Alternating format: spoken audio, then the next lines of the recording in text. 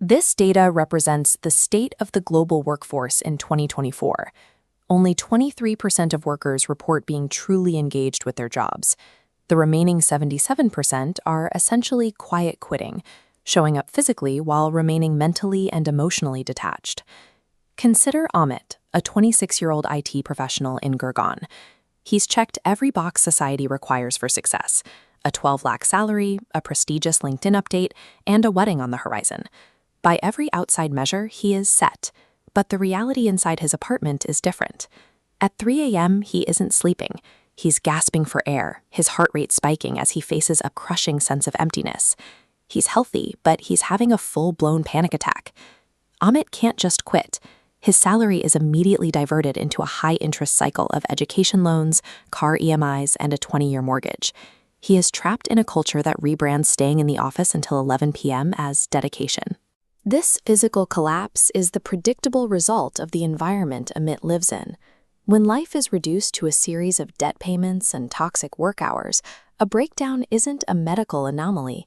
It is the byproduct of a system that prioritizes financial compliance over human well-being.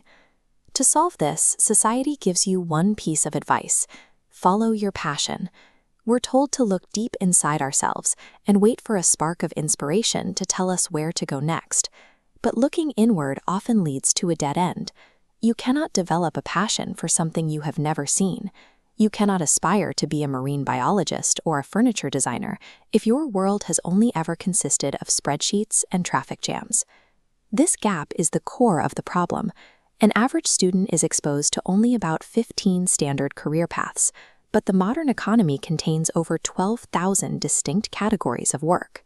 Telling someone to find their passion within that tiny sliver of options is a dangerous oversimplification. It encourages people to wait passively for a feeling to arrive rather than actively exploring the world around them. If you feel lost, it's because you are working with an incomplete map.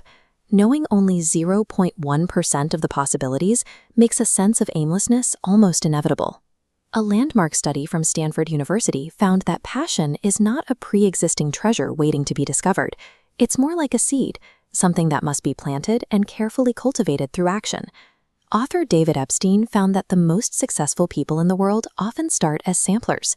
Unlike early specializers who pick a lane as children, samplers spend their early years testing as many different skills as possible. Roger Federer is a prime example. He didn't start with elite tennis training. As a kid, he sampled football, basketball, handball, and even skiing.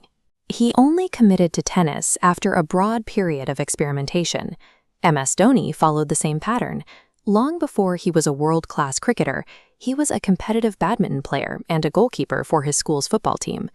To win in the long run, you have to adopt the identity of a sampler.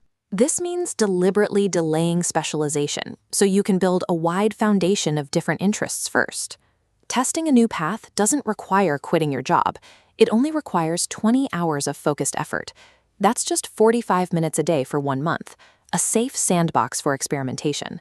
You could use those 20 hours to bake 3 professional cakes or learn the basics of wood carving. It's about doing the work on the weekends without the pressure of a career change hanging over you. During these tests, you are looking for a specific psychological signal, the flow state.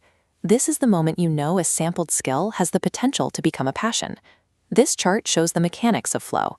When a task is perfectly balanced, not so easy that you're bored, but not so hard that you're anxious, you enter a state where time and hunger seem to disappear.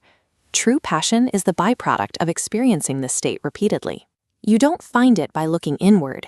You build it through 20 hours of deliberate practice. Eventually, the initial excitement of a new project will fade.